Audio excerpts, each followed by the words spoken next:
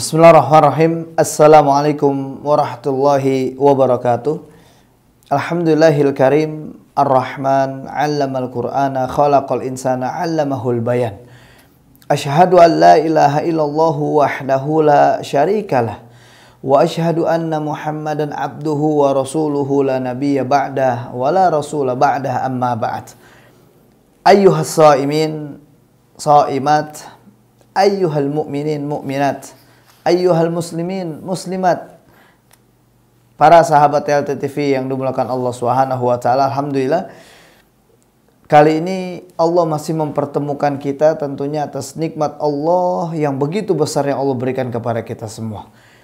Tentunya ada nikmat iman yang sampai detik ini yang Allah masih berikan kepada kita semua. Maka mustahil tanpa ada nikmat iman ini kita masih mau melaksanakan kewajiban kita di bulan Ramadan yang mulia ini, yakni berpuasa di bulan Ramadan. Ini tentunya adalah nikmat besar yang Allah berikan kepada kita semua. Dan ada juga nikmat-nikmat lainnya yang Allah berikan kepada kita semua. Allah masih memberikan kemudahan-kemudahan kita di dalam beribadah kepada Allah. Pertama, di bulan Ramadan yang mulia ini, yang tadinya kita enggan membaca Quran, malas membaca Quran, enggak mau membaca Quran, bahkan di bulan lainnya Al-Quran kita taruh diletakkan di rak-rak buku kita. Tapi di bulan Ramadan yang mulia ini, Allah mampukan kita kembali membuka Al-Quranul Karim. Allah mampukan lisan kita mengucapkan kalimat-kalimat tauhid. Allah mampukan di bulan Ramadan yang mulia ini, mata kita melihat ayat-ayat Quran, ayat-ayat cintanya Allah untuk kita semua. Ini tentunya adalah nikmat-nikmat besar yang Allah berikan kepada kita semua. Bahkan di kesempatan yang mulia ini juga Allah masih banyak memberikan kasih sayangnya kepada kita. Lantas, apa yang membuat kita enggan bersyukur kepada Allah? Apa yang membuat kita jauh untuk selalu bersyukur kepada Allah Subhanahu wa taala? Oleh karenanya mari pada sahabat LTTV yang dimuliakan Allah Subhanahu wa taala, alangkah baiknya kita mengucapkan kalimat yang pantas terucap dengan lisan kita, yakni ucapan alhamdulillah. Salawat dan taslim juga kita sampaikan kepada Muhammad Rasulullah sallallahu alaihi wasallam, insan yang mulia yang dimuliakan oleh yang maha mulia, insan yang agung yang diagungkan oleh yang maha agung. Kita tahu dari kisah-kisah Rasulullah SAW yang dari awal saya ceritakan kepada semua sahabat LTTV, yang sebelum Rasulullah lahir ke muka bumi sampai dengan saat ini pembahasannya sudah masuk di mana Rasulullah menerima wahyu yang pertama kali. Coba kita lihat kisah ini, coba kita ingat kisah ini.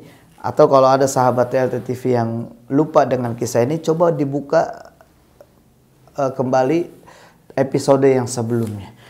Episode sebelumnya tentang bagaimana Rasulullah SAW mendapatkan wahyu yang sebelumnya Rasulullah memang sudah lebih dulu bolak-balik menuju Gua Hira, menyendiri, menyepi, bertahanus, beribadah, mendekatkan diri kepada Allah di Gua Hira.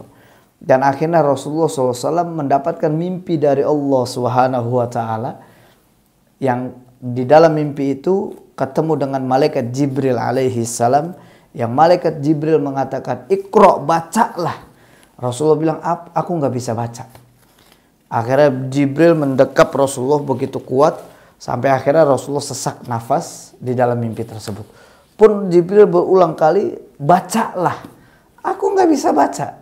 Didekap lagi oleh malaikat Jibril alaihi salam sampai akhirnya Rasulullah pun seperti nggak kuat dengan dekapan itu dan nggak bisa nafas, sesak nafas, terhimpit. Ketiga kalinya pun sampai akhirnya Jibril mengatakan, "Iqra, bacalah." "Aku nggak bisa baca." Dan akhirnya di keempat kalinya Jibril alaihi salam membaca surah Al-A'la ayat 1 sampai 4. "Iqra bismi rabbikal ladzi khalaq, khalaqal insana min 'alaq, Iqra wa rabbukal akram, alladzi 'allama bil qalam." Yang akhirnya Rasulullah SAW mengikuti apa yang dibacakan oleh Jibril, dan inilah awal mula pertama kali wahyu turun kepada Rasulullah SAW.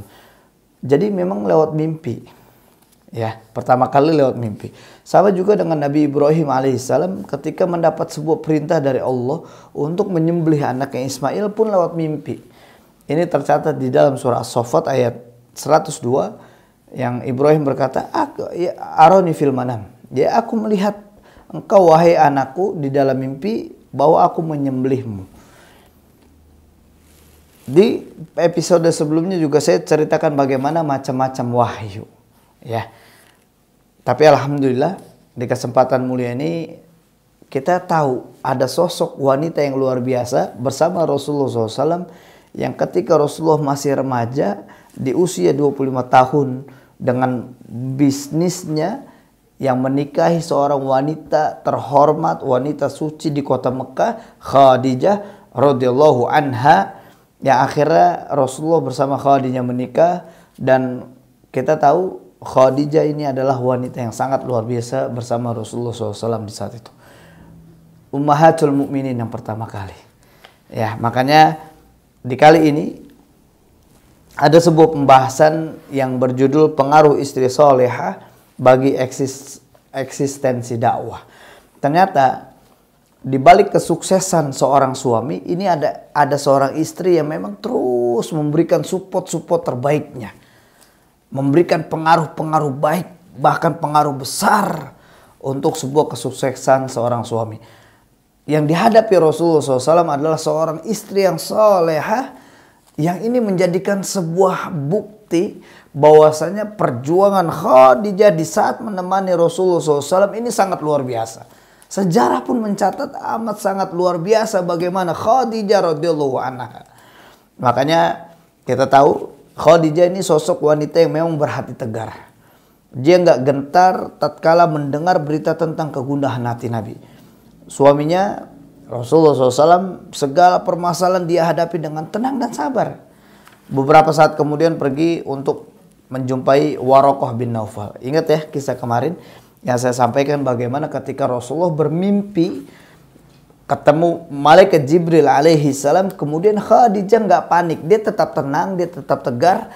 Akhirnya dia pergi menemui seorang pendeta bernama Waraqah bin Naufal. Nah, Waraqah ini sampai akhirnya bertanya sama Rasulullah SAW. Sampai akhirnya Waraqah juga siap sampai dia bilang, seandainya usiaku masih muda, saya akan menjagamu, melindungi wahai Muhammad dari orang-orang yang menyerangmu. Sampai Rasulullah bertanya, apakah aku akan diusir? Ya.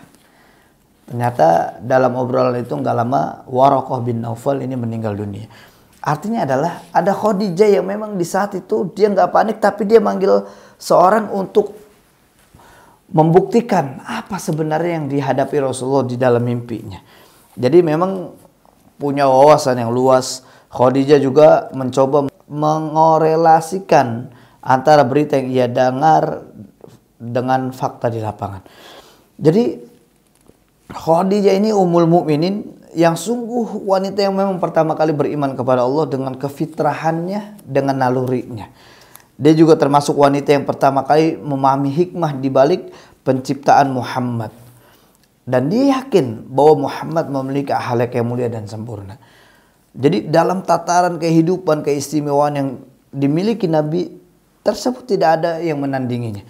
Jadi memang Allahu Akbar, sosok Khadijah Ummul Mukminin, ya, ini memang sosok yang sangat luar biasa. Dengan sosok yang luar biasa ini membantu sekali di dalam eksistensi dakwah Rasulullah SAW. Bahkan Khadijah juga sangat yakin jika suaminya memiliki kekuatan yang luar biasa, perilaku yang sangat terpuji, dan kebiasaan yang sangat utama, suaminya adalah sosok yang memang memiliki kepribadian yang mulia. Jadi memang amat sangat sempurna Allah ciptakan kedua makhluk ini, Muhammad Rasulullah SAW dan Khadijah radhiyallahu anha. Jadi dalam sebuah perputaran kehidupan di dunia ini, bisa jadi memang Allah menghiasi salah seorang hambanya dengan akhlak mulia, namun pada waktu tertentu bisa jadi mencabut kemuliaan akhlaknya dan menggantinya dengan kehinaan. Namun gak demikian pada Nabi. Oke, kita lihat, kita saksikan bersama. Jadi dalam kehidupan di dunia ini memang bisa jadi Allah menghiasi salah seorang hambanya dengan akhlak yang mulia. Bisa jadi ketika dalam sebuah perjalanan hidup, akhlak yang mulia ini hilang menjadi sebuah kehinaan. Tapi enggak kepada Nabi dan Khadijah radhiyallahu anha. kemuliaan akhlak beliau sampai pada tingkatan tertinggi. Jadi memang akhlak mulia yang memang menjadi fitrah Allah berikan kepada Rasulullah SAW sebagai manusia. Jadi memang nggak berkesan berlebihan ataupun melampaui batas. Jadi memang ini sebuah kisah di mana Khadijah radhiyallahu anha sangat kagum dan sangat, kalau bahasa kita sekarang bisa dikatakan begitu terpesona dengan sosok Rasulullah SAW. Bahkan di kala itu Khadijah, kemuliaan akhlak Muhammad bukanlah satu-satunya dalil atas kenabiannya. Karena itu dia membawa Nabi ke saudara sepupu yang terkenal alim bernama Waraqah bin Naufal. Yang kita tahu dia adalah seorang pendeta yang mentakwil mimpinya Rasulullah SAW. Nah, dia memang sedang menanti kedatangan Nabi akhir zaman sebagaimana dikabarkan para ulama ahli kitab bahwa dalam waktu dekat akan segera diutus seorang Nabi. Pengakuan Waraqah ini memang mengukuhkan hati Nabi. Beliau juga sadar kalau yang ada di hadapannya sekarang adalah orang pintar, mengetahui misteri kehidupan, sudah lama berkelana mempelajari kebesaran Tuhan dan para nabinya. Dan Waraqah bin Naufal memang membenarkan risalah yang diemban Nabi Muhammad SAW. Jadi kalau ada sebuah pertanyaan, siapa sebenarnya ahli kitab yang saat itu mempercayai akan risalah yang diemban oleh Nabi Muhammad SAW? Jawabannya Waraqah bin Naufal. Nabi SAW pernah bersabda, janganlah kalian mencela Waraqah, sesungguhnya aku pernah melihatnya dia memiliki 1 atau 2 surga. Dari Aisyah radhiyallahu anha bahwasanya Khadijah pernah bertanya kepada Rasulullah SAW mengenai Waraqah. Beliau menjawab, sungguh aku pernah melihat Waraqah, aku pernah melihatnya memakai pakaian berwarna putih. Aku mengira bahwa penduduk neraka tidak ada yang memakai baju putih. Al-Haythami berkata, Abu Ya'la meriwayatkan sebuah hadis dengan sanad Hasan dari Jabir bin Abdullah bahwa Rasulullah pernah ditanya mengenai Waraqah bin Naufal, lalu beliau menjawab, aku pernah melihatnya di tengah taman surga dengan memakai sutra. Allahu Akbar, Allahu Akbar. Jadi amat sangat luar biasa. Waraqah bin Naufal seorang yang memang dia ahli kitab, tapi Rasulullah pernah melihatnya di taman-taman surga. Nah, ini adalah sepupu dari Khadijah radhiyallahu anha. Nah, Khadijah juga memiliki peranan penting di dalam kehidupan Nabi Muhammad SAW. Karena dia adalah sosok wanita yang berpengaruh di tengah kaum Quraisy. Di samping juga dia memiliki kepribadian di akhlak mulia. Jadi Khadijah ini wanita penyayang, arif, bijaksana, berpendirian teguh, akhlak mulia, dan lainnya. Jadi memang Allah sengaja memberi petunjuk kepada beliau untuk menikahi seorang wanita yang sangat ideal tersebut. Ya, memang dakwah itu memang harus ada support yang sangat luar biasa dari orang-orang terdekat. Support dan totalitas diberikan ini kepada Khadijah untuk Rasulullah Shallallahu Alaihi Wasallam. Makanya dalam sebuah kisah bahwasanya Nabi Muhammad SAW itu begitu membekas di dalam hatinya, begitu dalam tentang bagaimana kemuliaan sosok Khadijah radhiyallahu anha.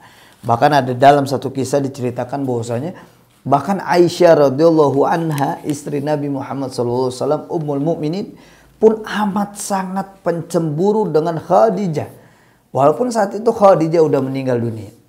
Ya, makanya ini kenapa Rasulullah begitu dalam mencintai Khadijah, begitu teramat dalam menyayangi Khadijah, begitu setianya kepada Khadijah, karena Khadijah radhiyallahu anha adalah sosok wanita yang mulia, sosok wanita yang punya akhlak yang sangat luar biasa, sosok wanita yang suci, sosok wanita yang terhormat, bahkan sosok wanita yang memang dia bijaksana, arif, dan sosok wanita yang dia ini adalah wanita yang memiliki pengetahuan yang sangat luas, bahkan wanita yang ideal. Oleh karenanya, efek dari support yang sangat luar biasa yang diberikan oleh Khadijah radhiyallahu anha, maka ini punya efek yang sangat luar biasa dalam dakwah Rasulullah Shallallahu Alaihi Wasallam. Oke, sahabat LTTV, Jangan lupa terus saksikan channel YouTube ini. Insya Allah ini channel yang akan bermanfaat bagi kita semua. Karena kisah ini menjadi utuh tatkala kita terus saksikan dari awal sampai dengan saat ini insya Allah. Saksikan terus, insya Allah besok kita akan coba bahas tentang kesetiaan Nabi kepada Khadijah. Tadi saya ceritakan tentang bagaimana Khadijah kepada Nabi. Dan insya Allah besok saya coba akan sampaikan tentang bagaimana kesetiaan Nabi Muhammad SAW terhadap Khadijah radhiyallahu anha. Barakallahu fikum wa faqakumullah. Wassalamualaikum warahmatullahi wabarakatuh.